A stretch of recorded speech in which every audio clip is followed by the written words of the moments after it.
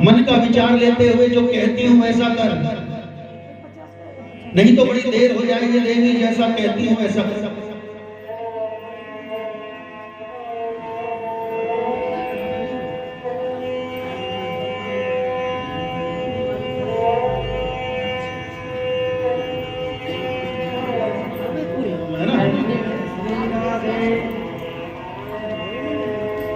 बोलिए नारायण भगवान की जय। जय जय श्री राधे, जय जय श्री राधे, जय जय श्री राधे श्याम।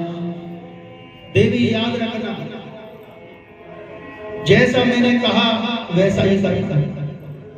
राम को 14 वर्ष का वनवास और भरत लाल को राज्य मांग लेना, राज्याभिषेक मांग लेना, नहीं तो देवी देर हो जाएगी। सौगंध खिला देना राम की, ध्यान रखना, राम की सौगंध खिला देना, क्योंकि राम से बढ़कर राजा दशरथ के लिए कुछ और नहीं है। बोलिए राजा रामचंद्र भगवान के। को भवन की ओर गए, आज केस बखेर वस्त्र आभूषण आज नहीं ग्रहण किए, और जैसे ही पहुंचने के तात्पर्य संध्या हुई। राजा दशरथ जी आज जब आए हैं संध्या काल में तो उन्हें पता नहीं है, क्योंकि इतना स्नेह किया करते हैं, कहीं भी जाते हैं तो कैकेयी जी को साथ लेकर के जाते हैं। आज उन्हें ज्ञात नहीं रहा कि आखिर क्या हुआ, क्योंकि भगवान गुरुदेव के समक्ष राजा दशरथ जी आए हैं, उन्हें नहीं ज्ञात है। गई हो चरणों के नीचे से, देवी ये तुमने क्या मांग लिया, हे देवी ये तुमने क्या मांग लिया। मानो आज हृदय से अंतरात्मा से आवाज आई, देवी ये तुमने क्या मांगा। हे देवी इस राम का क्या अपराध है, हे देवी इस राम का क्या अपराध है। यदि तुम कहती हो तो तुम्हारे पुत्र को मैं राज्याभिषेक दे देता हूं, लेकिन उस राम पर इतना अत्याचार मत करो, उस राम पर इतना अत्याचार मत करो। कहां गया तुम्हारा प्राण, कहां गया तुम्हारा सूर्यवंश। अभी आपने कहा था तुम्हें मांगने में देरी हो सकती है, किंतु मुझे देने में देरी नहीं होगी। आपने अभी कहा था रघुकुल रीत सदा चली आई, प्राण जाए पर वचन। कहां गया वो रघुवंश, कहां गया वो प्राण। अभी आपने कहा था मांगने में देरी होगी, किंतु मुझे देने में देरी नहीं होगी। देवी इतना अनर्थ मत करो। राम को 14 वर्ष का वनवास, एक शब्द भी ना बोली, राम कहीं नहीं जाएगा। हे देवी यदि राम चला गया तो मेरी मृत्यु हो जाएगी। बोलिए नारायण भगवान के, मेरी मृत्यु हो जाएगी। यदि राम मुझे छोड़ करके गया तो मेरी मृत्यु हो जाएगी। देवी वो मेरे हृदय में वास करता है, मेरी मृत्यु हो जाएगी देवी यदि वो चला गया तो मुझे छोड़। हे नाथ यदि वो नहीं गया तो मेरी मृत्यु निश्चित है। बोलिए नारायण भगवान के। राजा दशरथ जी कह रहे हैं कि यदि राम मुझे छोड़ करके चला गया तो मेरी मृत्यु हो जाएगी देवी, लेकिन यहाँ कैकेयी जी कह रही है यदि वो नहीं गया तो मेरी मृत्यु निश्चित है। तो आप लगा लीजिए आपको क्या करना है। राजा दशरथ जी कह रहे हैं यदि छोड़ करके राम चला गया तो मेरी मृत्यु निश्चित है, लेकिन कैकेयी जी कह रही है यदि राम यदि अवध छोड़ करके नहीं गया तो मेरी मृत्यु निश्चित है। धर्म संकट, और धर्म संकट में भी सूर्यवंश, उस सूर्यवंश की मर्यादा रघुकुल रीत सदा चली आई, प्राण जाए पर वचन न जाए। बोलिए नारायण भगवान के। ऐसे पल ऐसे क्षण घुटनों के बल बैठ गए, हाथ जोड़ करके देवी इतना अत्याचार मत करो। यदि राम नहीं गया तो ये कैकेयी जीवित नहीं रही। राजा दशरथ जी कहने के देवी यदि राम चला गया तो ये दशरथ जीवित नहीं रहे। और कैकेयी जी कह रही यदि राम नहीं गया तो ये कैकेयी जीवित नहीं रहेगी। हाँ, धर्म संकट। और वो भी सूर्यवंश में इतना बड़ा पहाड़, कष्टों का पहाड़ आज आया है समक्ष राजा दशरथ। राजा दशरथ जी अनुवार कह रहे हैं हाथ जोड़ करके देवी यदि राम चला गया तो दशरथ के प्राण भी चले जाए। कैकेयी कह रही यदि राम नहीं गया तो कैकेयी जीवित नहीं बचे। बोलिए नारायण भगवान की। वो पल वो क्षण एक शब्द भी नहीं बोले, उसी कोप भवन में घुटनों के बल बैठ गए। लेकिन दूसरी ओर से आज सुमंत जी आए। सुमंत जी बड़े प्रिय हैं राजा दशरथ। जैसे ही ज्ञात हुआ महाराज कहां गए, महाराज कहां है, दासी से पता लगा को भवन की ओर गए। को भवन। सुमंत जी समझ गए कोई ना कोई बात अवश्य है। बोलिए श्री रामचंद्र भगवान की। को भवन। सुमंत जी पहुंचे। जैसे ही सुमंत जी आए, सुमंत जी आकर के देखते हैं वो प्रतापी राजा, वो सूर्यवंशी राजा, राजा दशरथ, जिन्हें युद्ध के लिए इंद्र भी आमंत्रित करता है। लेकिन वो सूर्यवंशी राजा, राजा दशरथ आज घुटनों के बल एकांत में बैठे हुए हैं। बोलिए नारायण भगवान की। इतना प्रतापी राजा, इंद्र भी युद्ध के लिए लेकर के जाते हैं राजा दशरथ को, लेकिन आज बल चला गया, हाथ पैरों की शक्ति चली गई, बल नहीं रहा इस शरीर में, सोचने समझने की शक्ति छीन हो गई। देखा सुमंत ने एकांत में, हे महाराज एकांत में, जैसे देखा भूमि की ओर नेत्र करते हुए असुरपात हो रहा। असुरपात, सूर्यवंश राजा दशरथ के नेत्रों में असुरपात। हे महाराज क्या हुआ, आज्ञा दीजिए, आखिर क्या हुआ, आप ये असुरपात क्यों कर रहे हैं? एक शब्द भी नहीं निकला मुझसे। हे सुमन, महाराज हुआ क्या, आखिर हुआ क्या, पीड़ा क्या है, कष्ट क्या है? कैकेयी माता सामने खड़ी है। क्या हुआ आज, आखिर हुआ क्या? मुझसे मत पूछिए, यदि पूछना है तो महाराज से पूछिए, वो तुम्हें बताएंगे आगे क्या होने वाला है। बोलिए नारायण भगवान की। मैं नहीं बताऊंगी। राजा दशरथ स्वामी खड़े हैं, महाराज खड़े हैं, उनसे पूछिए, वो तुम्हें बताएंगे क्या करना है। ओहो, सुमन जी कहने लगे इतने कठोर शब्द। कैकेयी माता को क्या हुआ, इतने कठोर शब्दों का उच्चारण? मुझसे मत कहिए, मुझसे मत पूछिए, जाकर के पूछिए महाराज से, वो बताएंगे आगे क्या करना। जैसे तैसे उठाया। महाराज हुआ क्या? को भवन में आखिर आज ऐसा हुआ क्या है, आप बताइए। कि उसी ओर राजा दशरथ जी खड़े हुए, गले से लगा लिया, हे सुमन, मैं क्या कहूं और क्या ना कहूं, बड़ा धर्म संकट मेरे जीवन में आया है। क्या धर्म संकट आया? कि जाओ राम से जाकर के कह दो उसे वनों की ओर प्रस्थान करना है। बोलिए राजा रामचंद्र भगवान की। उसे राम को वनों की ओर प्रस्थान करना है। सुमंत जी देखते के देखते रह गए, हे महाराज ये क्या कह रहे हैं, राम को वनों की ओर? क्या आपको ज्ञात है कल राज्याभिषेक है राम का?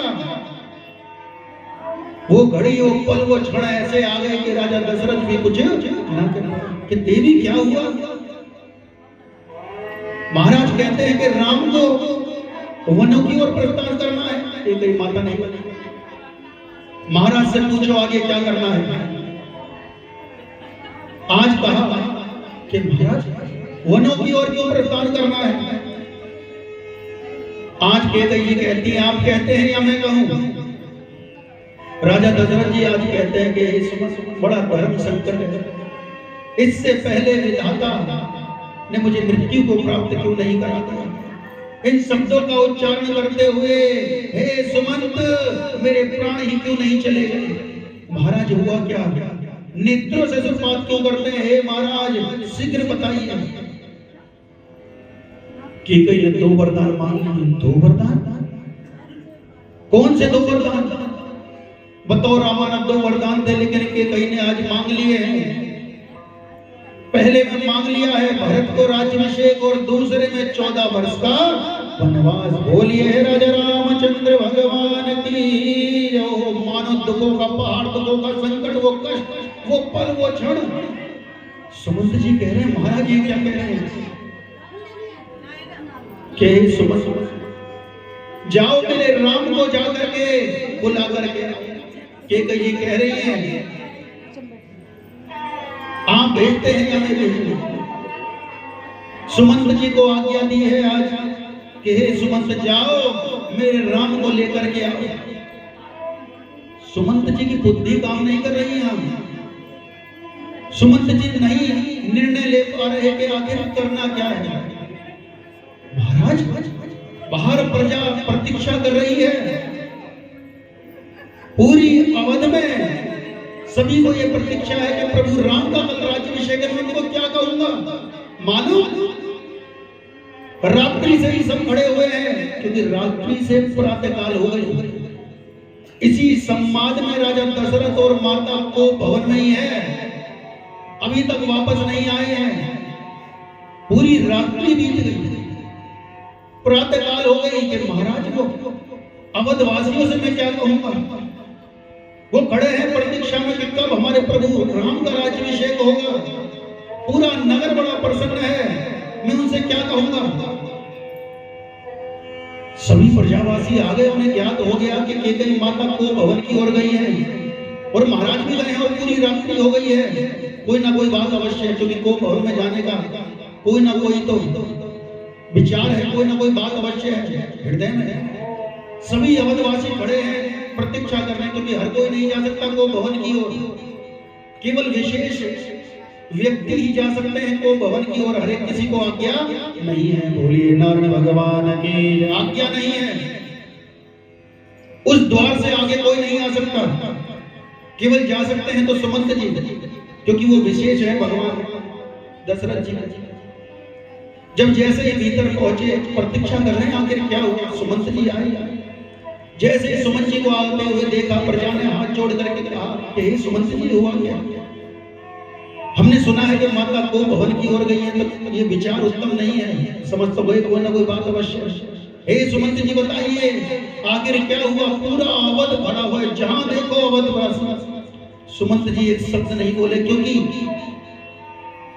वो पल, वो क्षण, वो कैसे बदला है कि आगे क्या होने वाला है। बोलिए नारायण भगवान की। वो पल, वो क्षण सुमंत जी नहीं कहे। इतना साहस नहीं है सुमंत जी में जो कह सके प्रतीक्षा करो आगे क्या होने वाला है, तुम्हें ज्ञात हो जाए। ओहो, जैसे तैसे गए प्रभु श्री रामचंद्र जी के पास। प्रातः काल हो चुका है, पूजा पाठ इत्यादि से निर्मित ही हुए थे कि जाकर के राम को गले से लगा। हे सुमंत जी नेत्रों से सब बात क्यों करते हैं? श्री रामचंद्र जी ने गले से लगा लिया, हृदय से लगाते हुए आखिर हुआ क्या? आप आशीर्वाद करते हैं, आखिर हुआ क्या? मुझे बताइए कि श्री राम चलिए मैं कहीं आपको ले जाना चाहता हूं। बोलिए रामचंद्र भगवान के। मैं आपको कहीं ले जाना चाहता हूं। श्री रामचंद्र जी आए, अवधवासी खड़े हुए हैं। आज कहने लगे हे प्रभु श्री राम आखिर क्या हुआ? हे प्रभु श्री राम आखिर क्या हुआ? अभी ज्ञात नहीं है किसी को क्या होने वाला है। भीतर गए को भवन की ओर, उसके निकट ही भगवान राजा दशरथ जी खड़े हुए हैं। आज रघुनाथ खड़े हुए हैं। पिता को देखा, प्रतापी राजा आज तक नहीं देखा नेत्र में सुरपात। हम इतने बड़े से इतने बड़े हो गए, लेकिन पिता को कभी रोते हुए नहीं देखा, कभी नेत्रों से सुरपात होते हुए पिता को नहीं देखा। इतने प्रतापी राजा जिसे इंद्र भी लेकर के जाता हो, लेकिन आज उनके नेत्रों से सुरपात। हे पिताश्री क्या हुआ? हे पिताश्री क्या हुआ? गले से लगा लिया। गले से लगाने के बाद पिता कह रहे हैं कि हे पुत्र, हे पुत्र, ऐसा कहते हुए मेरे प्राण क्यों नहीं चले? प्राण नहीं चले, क्या हुआ? हे पिताश्री आखिर क्या हुआ? हे पुत्र, राज्याभिषेक भरत को हुआ है, राज्याभिषेक भरत को हुआ है। इतने प्रसन्न हुए, हे पिताश्री ये तो मेरी इच्छा थी कि मेरे भाई भरत को ये राज्याभिषेक हो जाए। मैं खुद भी चाहता था कि कहीं माता सुन रही है सामने, मैं खुद चाहता था कि मेरे भाई को राज्याभिषेक हो जाए। लेकिन हे पुत्र 14 वर्ष के लिए तुम्हें वनवास जाना होगा, ये मेरी आज्ञा है। बोलिए राजा रामचंद्र भगवान की, ये मेरी आज्ञा है। ऐसा कहने से पूर्व मेरे प्राण क्यों नहीं चले गए? हे पिताश्री मेरे लिए मेरी माता ने वनों को चुना। उसी समय गले लगा करके आज कहने लगे, हे पिताश्री ये रघुवंश है और इस रघुवंश में हमारे प्राण तो जा सकते हैं किंतु वचन नहीं जा सकते। बोलिए नारायण भगवान की जय। जय श्री राधे, जय जय श्री राधे, जय जय श्री राधे श्याम।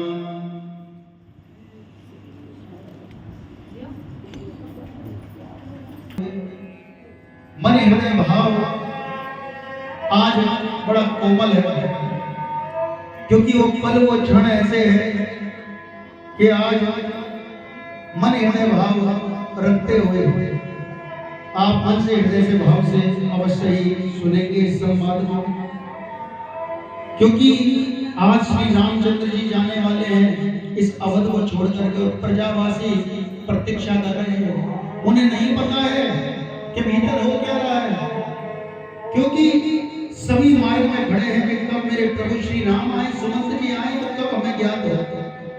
आज बंधुओं ये संवाद आगे लेकर के हम चले जाएं।